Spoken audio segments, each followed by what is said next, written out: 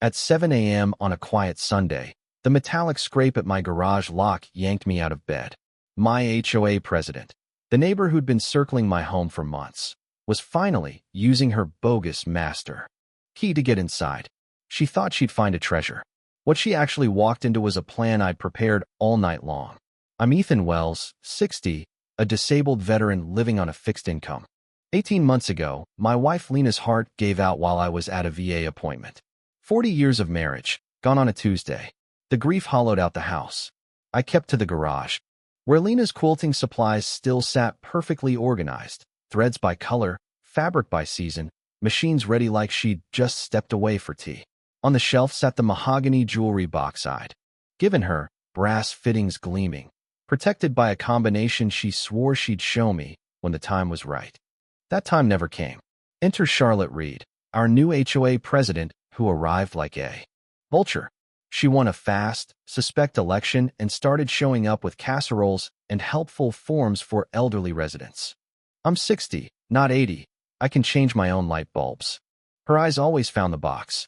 She photographed it from angles only a safecracker would appreciate, murmuring about craftsmanship while studying the lock like a blueprint. Citations followed, fake. Sections, invented deadlines. I combed the bylaws and found nothing.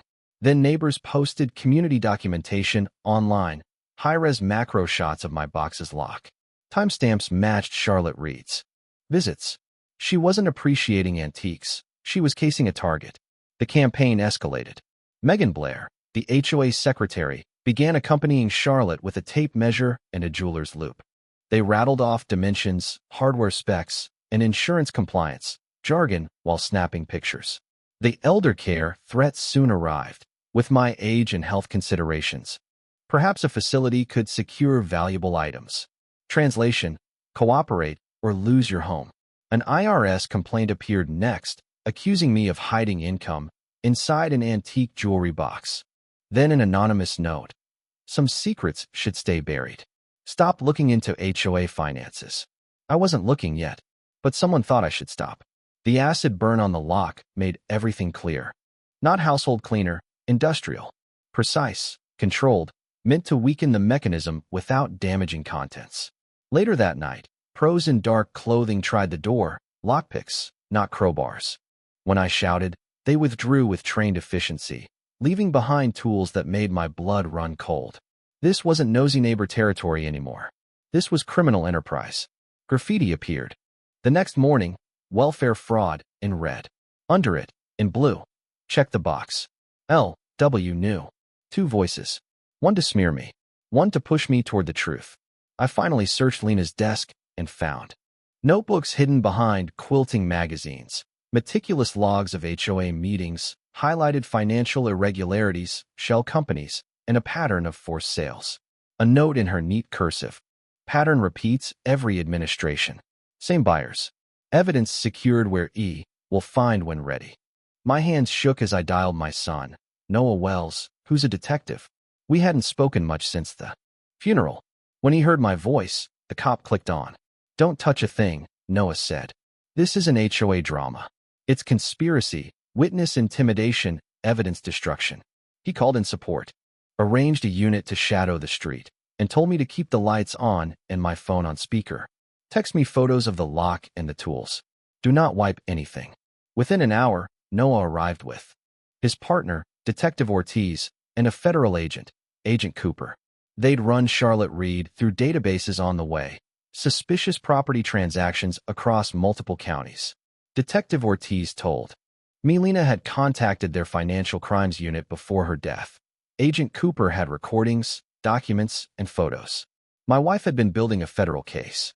Her death stalled it, not for lack of evidence, but because the witness was gone. Noah scanned Lena's notebooks with that tight detective focus. They target the vulnerable, veterans, widows, immigrants, he said. They manufacture violations, force sales, and funnel properties to shell companies. He squeezed my shoulder. Dad, if Lena had evidence in that box, she left you the key.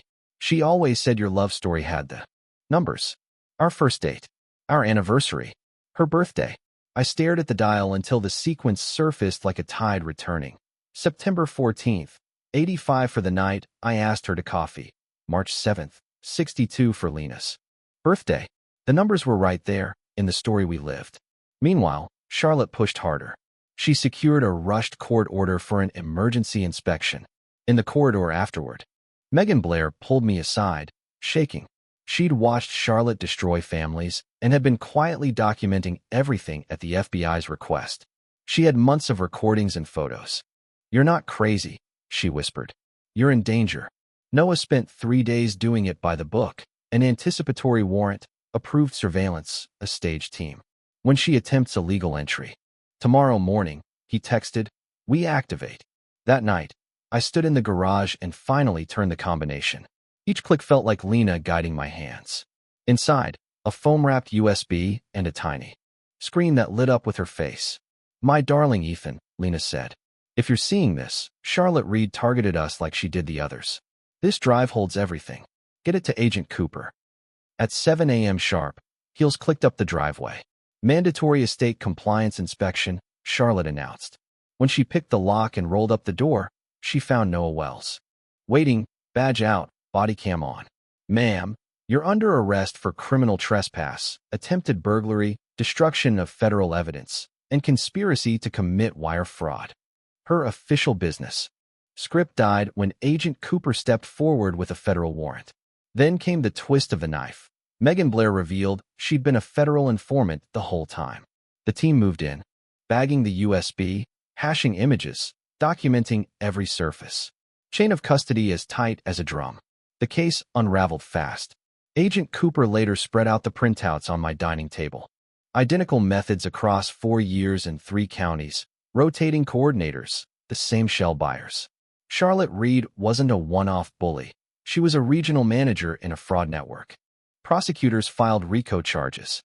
They indicted 5 coordinators, including Charlotte, 3 shell company principals, 2 attorneys, and a corrupt county clerk who sold private data. The evidence was overwhelming. Financial trails, recorded meetings, recovered emails, and Lena's voice tying it all together. Sentencing day brought a measure of peace. Charlotte Reed got 12 years. On mail and wire fraud, conspiracy, obstruction, and elder abuse resulting in death. The judge's words sliced clean. "You weaponized stress to trigger medical crises. You didn't pull a trigger, but you killed Lena Wells all the same." Restitution changed lives. 43 families received compensation or got their homes back. Over $18.6 million was recovered from seized assets. Neighbors who'd signed Charlotte's petitions came to apologize. The HOA dissolved itself and reformed as a transparent, toothless neighborhood association. We named the education space in Maple Ridge the Lena Wells Community Protection Center, funded by restitution. Seniors learned the tells of financial exploitation. Families learned to spot intimidation disguised as policy. The garden out front bloomed with Lena's favorite roses and native flowers.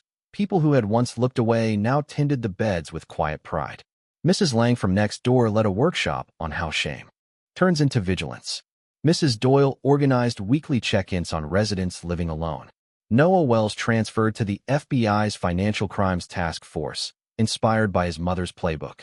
His first big case, another HOA ring, ended with 17 arrests and $12 million in restitution. We made Sunday dinners a ritual again. He brought case files and stories of young agents now trained on the Lena Wells protocol: document patterns, preserve evidence, protect the vulnerable. Instructors began handing out an award in Lena's name to agents who show exceptional dedication to elder protection.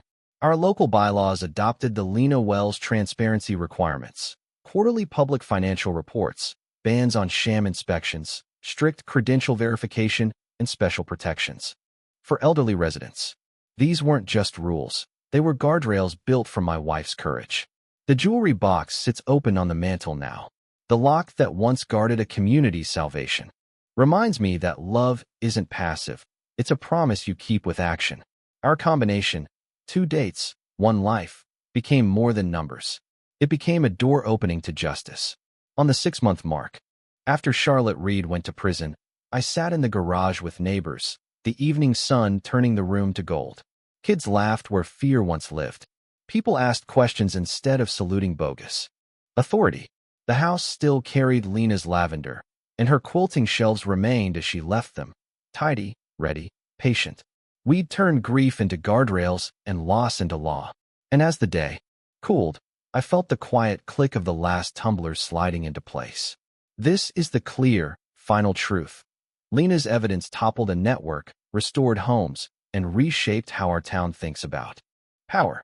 Noah Wells and Agent Cooper carried it forward. Megan Blair proved that courage can bloom inside fear. And I, an old soldier, finally learned that the mission at the end of life is simple. Protect the vulnerable, tell the truth, and keep the light on for the ones who come after. The story ends here, not with a cliffhanger, but with closure, justice served, community healed, and the lock forever open.